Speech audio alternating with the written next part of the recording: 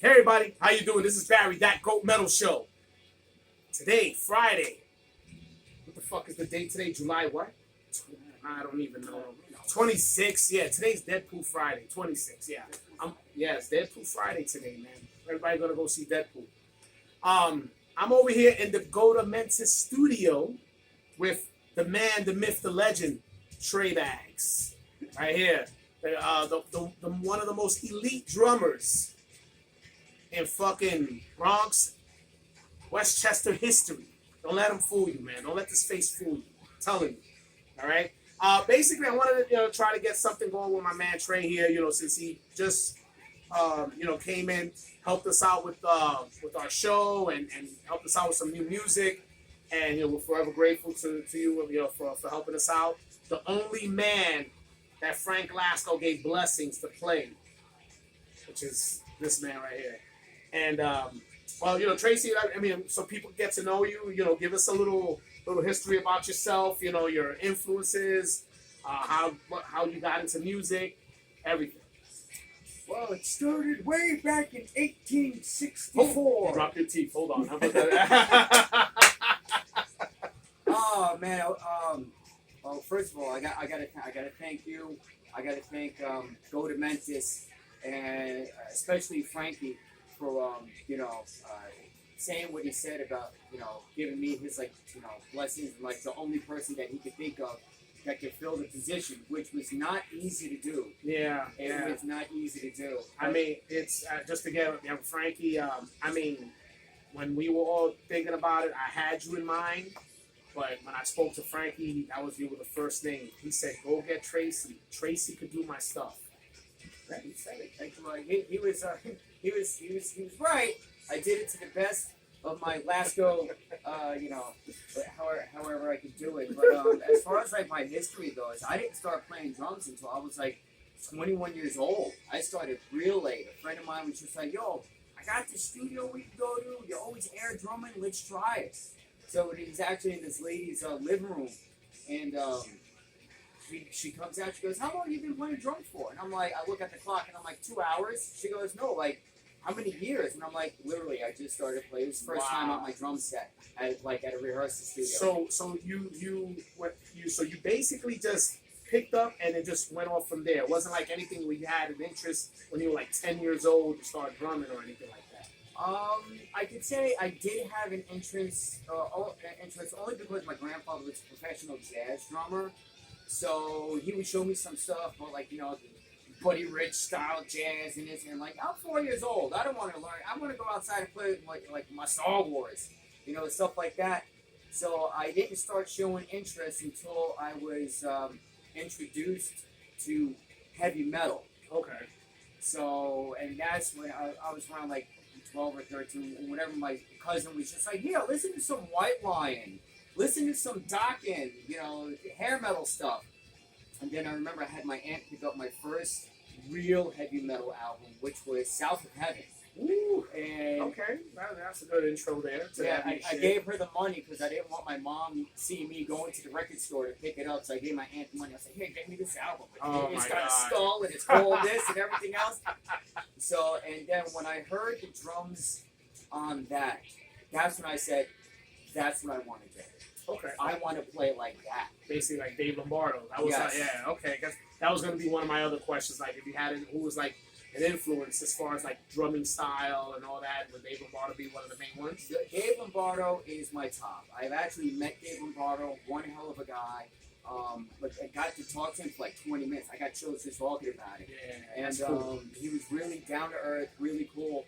But he was my main influence. And then when I started branching out to other genres of metal, like death metal, hardcore, thrash, this and everything else, the other drummer was Donald Tardy from Obituary. Yes. So I like the way he played his double bass and the toms and this, that. Dave Lombardo's got this sloppy finesse about him, where Donald Tardy had this really tight, syncopated, everything he did was tight. So I took those two, and I made my own style of playing. Okay. All right. And then when I started doing shows, I remember my first my first record, my first band was called Rhythm and Noise. As a matter of fact, I just found the cassette. I got it right over there, the original cassette. He's got the original cassette. That means that's vintage. I'm gonna go. Hold on. Watch this. Oh shit! He's gonna get it. He's gonna get it. Vintage. Might just put this shit on eBay for like $1,000. Ooh. My very first recording, Rhythm and Noise. Wow, that's fucking awesome. I just found that. That's literally awesome. Look at that. Yo, that is so cool. Wow, look at that shit. That tape has got to be 27 years old. Wow. Yep. Yeah, everything's handwritten and everything. That's fucking dope. Yeah. It was that like is dope. Rhythm and Noise. Wow, that's fucking dope, man. Have you got a chance to hear it again? Or? No, I haven't. Oh my god. And I'm afraid to. I do have a cassette player, and I'm gonna post a picture of this because I'm still friends with the guitar player in this band. Nice. Darian Papa, and he comments on some of my stuff. As a matter of fact, he commented on the show that we just did also. Oh, okay. Yeah, so that was my first band. It was really cool. And then when I started playing shows, I had a second band. A lot of people may remember Chronically Incorrect. I remember Chronically Incorrect. Which, we were around for about seven years or so. We did a lot of shows. I remember we did this metal fest opening up for Deicide. Wow. Again, like when I got introduced to Deicide and I saw that drum, and I was just like, I'll never get to that level. Steve Ashim. Yes. Yeah, Steve Ashim. I got to meet him too. Yeah. And backstage in Long Island, and he was just sitting there. I'm like, hey, Steve. I was like, okay, nice meeting you. He's just whatever. But a lot of my, I gotta say, a lot of my influences, going back to that, was from the local scene. Mm-hmm. Going back to bands like, I don't know if you remember Idiot Syndicate from way back in the day, and they turned into Enemy Dawn. I remember Enemy Dawn. And then they were No Affiliation. Yes. So that drummer, the first drummer that I met from that scene, Rob Mercy, he rehearses right next door, but like I saw him playing, I'm like, wow, I can really pick up on that stuff. Okay. And I remember my first show with Rhythm and Noise was in the basement of the 401 on Walnut in Yonkers. It was a bar, then it turned into a studio. And then I started meeting people in the local scene. And I met Johnny Rock, who is now No Affiliation Enemy Dawn. Met him, and this way he plays is phenomenal. And I'll never forget the first time I saw Goatamentise play. And I was just like floored, literally floored. And the first time I saw Goatamentise play, you were on bass. Yes, I was still playing bass at the time. You were on bass, and I was watching Frankie play, and I was just like, I can take all of these styles and incorporate it, and then just learn and pick up from there. And, so my influences from the local scene were Rob, John, Frankie, mm-hmm. and Kenny Braun from Insult to Injury. Yes, I remember that band. Yes, they were Centillion before that. Yes, and then they were Insult to Injury. So those were that was my circle of drummers that I enjoyed playing. I saw a lot of other drummers that, so many names like Tom Tolata. He's also a great musician all the way around, and Frankie Batterina. But it was like they didn't have what I wanted. Yeah, I wanted that heaviness. I wanted that, it just Frank, Rob, and and Johnny Rock. And that was like those were my three go-to guys in the local scene. Wow, that's fucking awesome, man. I mean, and as far as we've had a couple of crossings. Where, of course, your drum set was famous for Frankie using. Oh my God. Right, Frank? Yeah.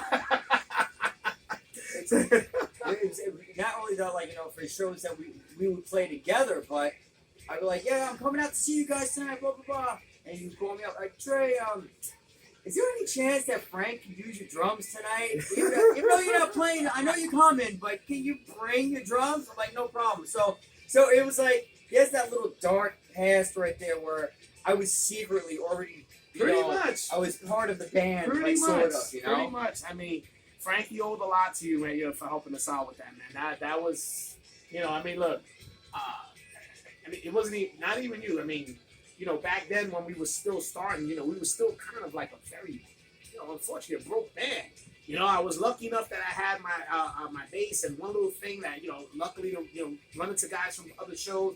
Hey, do you mind if we plug in? You know, do you mind if you know, like, if Frankie, if it was a drummer that was very anal about his stuff, we had to borrow somebody's cymbals, you know, things like that. So, you know, we get it because I understand, you know, especially, it was like one thing, I don't have a problem with you using my set, but you gotta have your own cymbals. Yeah. You know, and that's fine. You know, and then we had to go and call somebody, hey, yo, you didn't use your cymbals. And so eventually Frankie went and he eventually got his own set. And, you know, it took about 4 or 5 years, something like somewhere that. around there. Yeah, before Frankie got a stable set. But, you know what? Look, it just shows how much class in our community that we had whenever we played each other. You know, it was all about, you know, helping each other out. Yeah, You know? a lot of respect. A lot Yeah. of respect. Oh, yeah, no problem, no problem. But like you said, sometimes it was that one, like 1 or 2 people were anal retentive about stuff. I'm like, look, listen, just don't break my shit. You know, use it as much as you want. Just don't, you know, treat it like as if it was your own. Yeah, absolutely. And that's, you know, and I never had a problem. And Frankie always thanked me. And, you know, I never had a problem when it comes to anybody, actually. It was just, I thought it was just quite funny. But yeah, I know you come to the show. Can you bring your drums? Yeah, I think that was a Castle Heights moment, if I'm not mistaken, man. Castle Heights and Blackthorn. Yeah, that was, oh wow. Oh, man, yes, you've come through so many times, man. I think your Frankie owes you a kidney already. So, yeah, I mean, as far as, you know, through that time with Chronically Incorrect, I mean, where has your drums led to other bands? Like, what other bands you been playing with throughout that time? Oh, my God. Between Chronically Incorrect and then I was always asked if I could play for other bands. We'll go back to the scene way back when, Carnage Crew, As One. I used to fill in at rehearsals for Antipathy. Oh, wow, yes. You know, so, and, but there was a period of time where I wasn't writing my own music with other band members for like a good 15 years. Damn. And I was playing for other people. And they're like, here's some material and put some drums to it. I'm like, all right, so you already have the material, play drums. Kerosene, Karascene, more like radio music. Okay. Like hard rock, you know, and we were doing good, man. We were doing real good. We were doing shows with like Faster Pussycat, LA Guns, Oh, DRI, wow. God Forbid, Kitty. So I shared the stage with like all of those bands. That's fucking cool. Yeah, it was That's wasn't really cool. bad. But like anything else, you know, stuff gets defunct or whatever. The music still has not been released, Okay. but that's going to be coming up soon.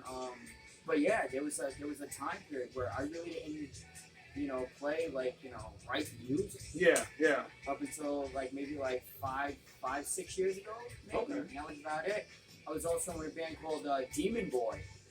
I remember you telling me about that. Yeah, Steven one Boy. of the most funnest bands I've ever played in. It was horror rock, so I got to dress up like a zombie and play drums. Yeah. It was really cool, you know?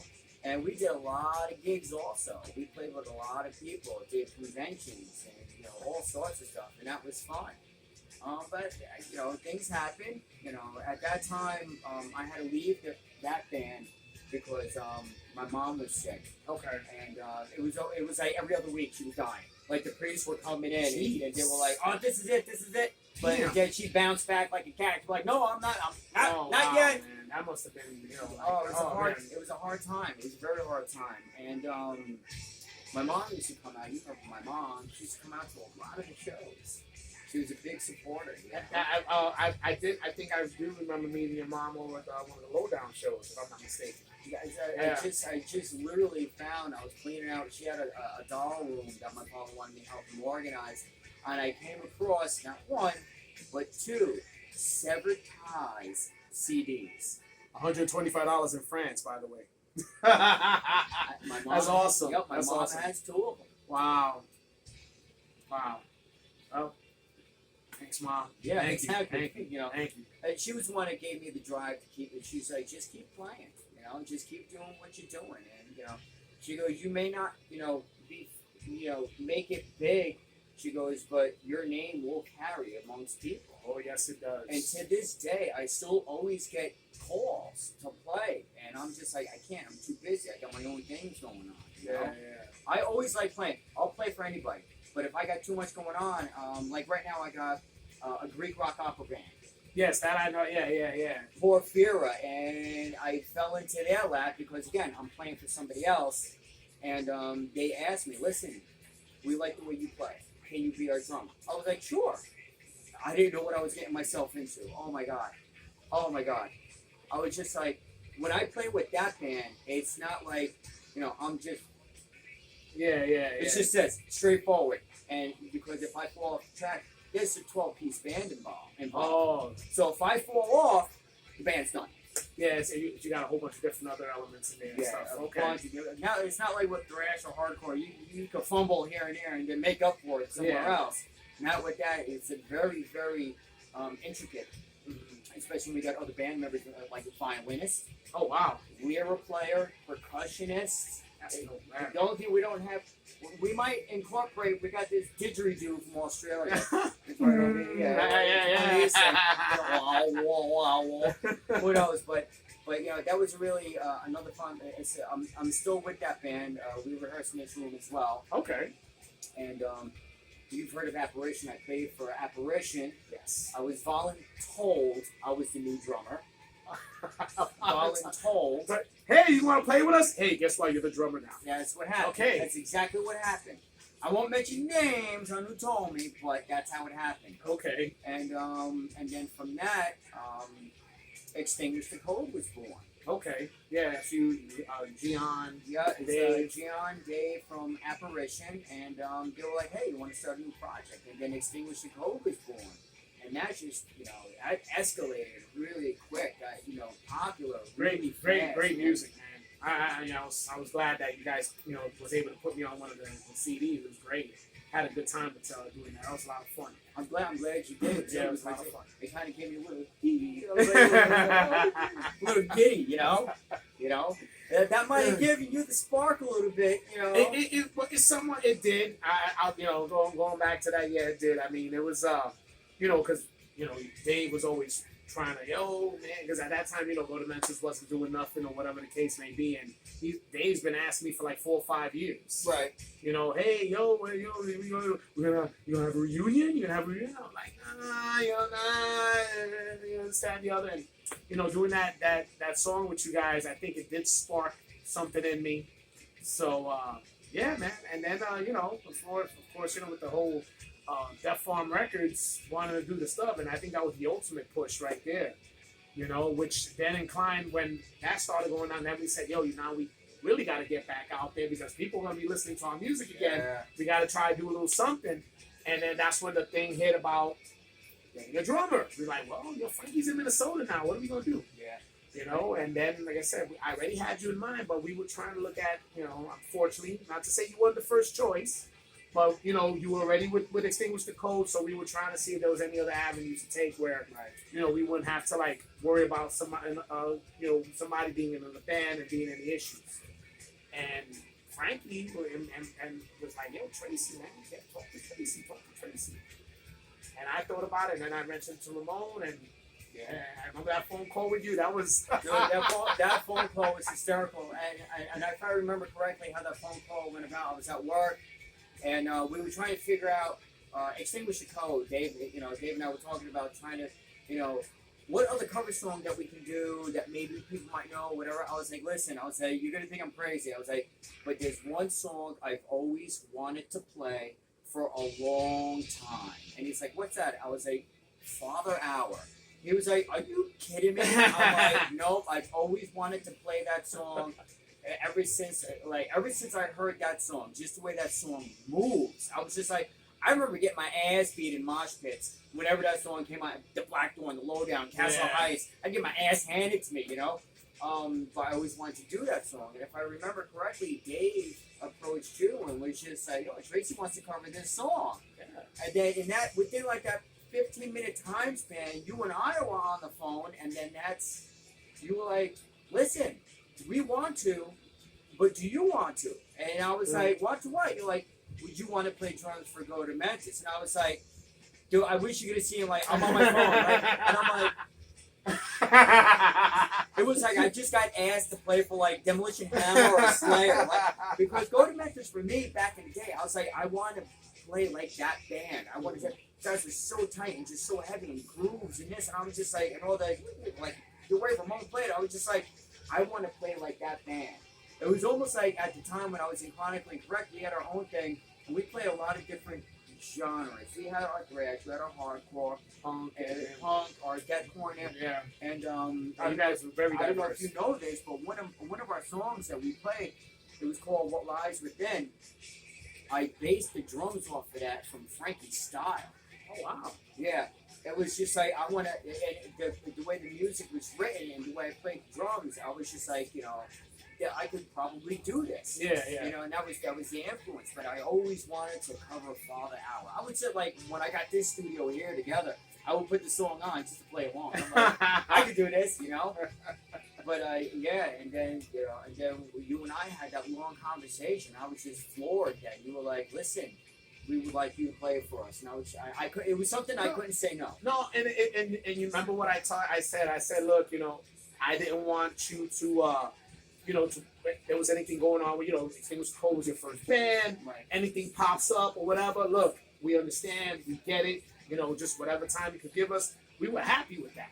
It was just to get the shit going again, Yeah. So, in our heads, we were like, yeah, look, as long as we could get something with Tracy in there just to give us life again, we were happy. Now we included Vinny into the mix too. Vinny, I think, fills up really. Vinny goes in really like this. I was surprised. I'm like, at first I was skeptical, and I'm like, you was. I'm like, he was skeptical, Vinny. This King Diamond looking showing up, and I was just like, no.